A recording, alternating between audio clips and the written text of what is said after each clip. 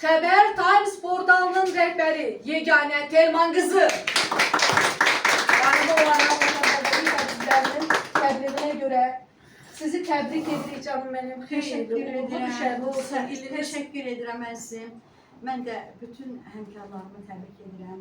22 iyul Milli Mətbuat və Jurnalistika Günü münasibətilə və hər kəsə ilk növbədə can sağlığı, işlərində bol-bol uğurlar arzulayıram. Yeri gəlmişkən bugün bizim Gözəllər Gözəli Beynəlxalq Qaleriyanın direktoru Elnurə xanımın doğum günüdür.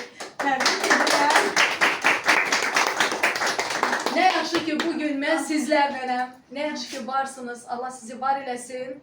Akşam Aygün bacısıyla, yani Aygün Əzizova ilə bir yazı da yazdık, sayıqda yerləşdirdik. Bilmirəm, sənə Çox gözəl idi. Hər biriniz var olsun, yazan əlləriniz var olsun. Təşəkkür Qızlar, edirəm. çox sağ olun. Var olun. Təşəkkür edirəm.